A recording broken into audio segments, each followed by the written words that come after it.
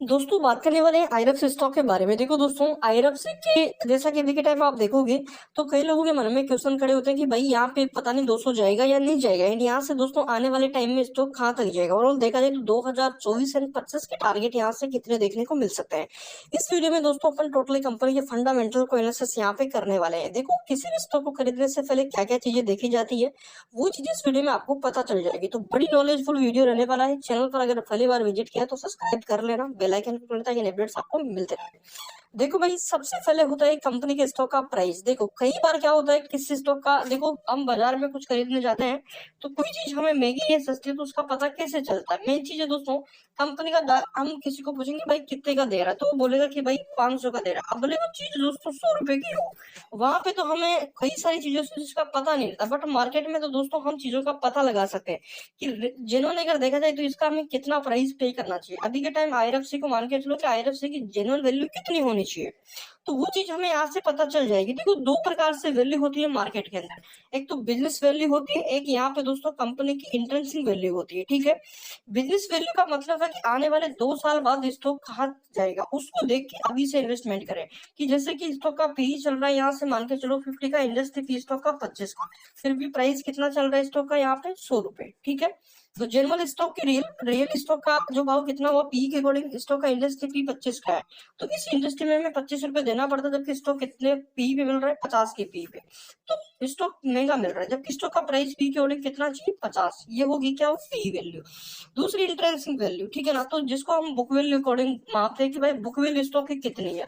Book value से दोगुना तक स्टॉक को हम खरीद सकते हैं, बट कई बार क्या होता है स्टॉक को बुक वैल्यू कम रहती है, प्राइस ज्यादा होता है। जैसा कि यहाँ पे अगर देखोगे बुक वैल्यू के अकॉर्डिंग देखा जाए तो आईआरएफसी का प्राइस मान के चलो यहाँ से कि 80 रुपए के आसपास हो सकता है, बट ये प्राइस बढ़ क्यों रहा है? ये इसलिए बढ़ रहा है क्योंकि यहाँ से दोस्तों कंपनी को लोग फ्यूचर में देख रहे हैं कि कंपनी का फ्यूचर आने वाले 2-3 साल बाद स्टॉक और बढ़ेगा और हम देखा जाए 500 के लेवल को भी क्रॉस करेगा इस 2024 के अंदर, ऐसे लोगों की प्रेडिक्शन है।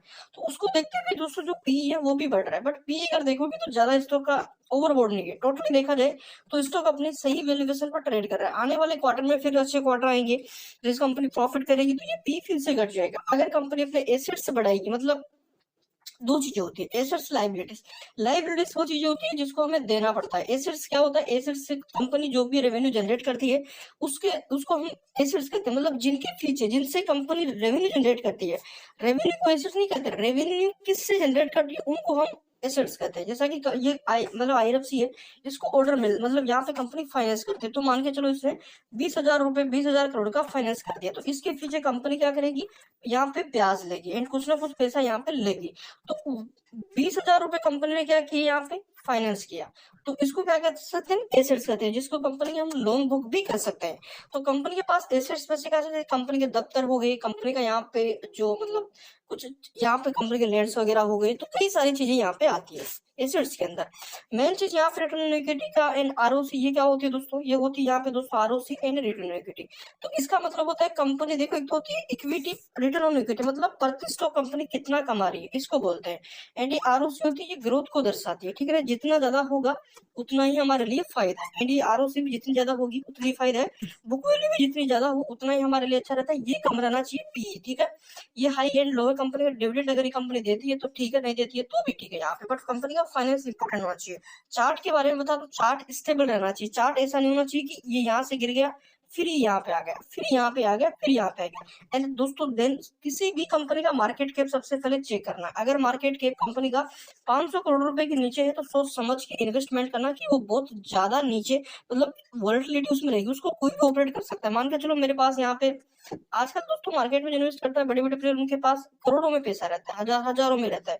तो 500 करोड़ का दोस्तों पूरा कंपनी का मार्केट कैप है, तो उसको कोई भी ऑपरेट कर सकता है, 2-3 बड़े प्लेयर मिलकर ऑपरेट कर सकते हैं, रिटेल को आराम से फंसा सकते हैं। तो ये गलती हमें नहीं करनी है। ठीक है, तो दूसरी सबसे बड़ी चीज होती है कंपनी की बैलेंस शीट। देखो देखिए वीडियो बड़ा हो जाएगा, यहाँ पे हम 50% ही चीजें आपको क्लियर कर सकते हैं। अगर आप कोर्स के लिए बोलोगे स्पेशल कि भाई कोर्स एक बिगिनर्स के लिए क्या क्या चीजें क्या क्या मायने रहता है दोस्तों मार्केट के अंदर, तो वो भी हम जल्दी डिक्लाइन करेंगे, बस आपका सपोर्ट चाहिए। तो एक बार कमेंट बॉक्स में बता देना कि क्या कोर्स लाना चाहिए या नहीं लाना चाहिए। उससे दोस्तों देखो मार्केट में पैसा बनाने के लिए क्या होता है कि किसी भी अच्छी चीज बुरी चीज का फर्क आना समझ आना चाहिए, बस और कुछ नहीं है।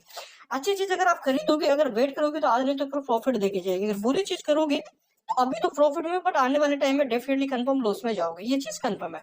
मेन चीज कंपनी की बैलेंस शीट अगर देखोगे दोस्तों, तो देखो ये आ गए यहाँ पे बोरोविंग्स आ गए, ठीक है ना, ये कर्जा है, ये रिजर्व है जिसको हम बोलते हैं कंपनी का आपातकालीन फंड, यहाँ पे ये रिजर्व होता है, ठीक है। तो यहाँ पे देखो कंपनी के पास रिजर्व बचा सा पड़ा है, तो कर्जा भी खूब है, क्योंकि कंपनी फाइनेंस करती है, एंड फाइनेंस वाली कंपनियों पे कर्जा रहता ही रहता है।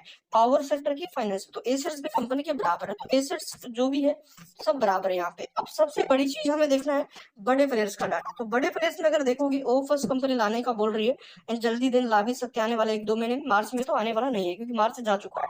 प्रमोटर्स की देख सकते हो 86% हिस्सेदारी एफआईडीआई के पास अभी कम है, जो कि ओपस में ये सब ज्यादा खरीदेंगे। पब्लिक के पास भी कुछ ज्यादा नहीं, 11-12, जिसमें से 5-6% तो लॉन्ग टर्म वाले हैं, 2-4% जो कि यहाँ पे सेल बाय करते हैं, जिसको बड़े प्लेयर्स हमेशा खरीदते रहते हैं। ये चीज आप समझो। तो आने वाले टाइम के लिए दोस्तों जबरदस्त स्टॉक है, आप लॉन्ग टर्म की सोचो, जितना इस स्टॉक में लॉन्ग टर्म की सोचोगे उतना ही बेनिफिट यहाँ से लेके जाओगे। आने वाले 2-3 साल में स्टॉक 1000 रुपए का आंकड़ा भी क्रॉस कर जाएगा, गवर्नमेंट रिपीट होती है, रेलवे का पूरा फोकस करती है। तो अब कमेंट बॉक्स में जरूर बता देना क्या कोर्स लाना चाहिए, आपके समझ आती है या नहीं आती है चीजें मेरी, तो बताना, ठीक है। Thank you.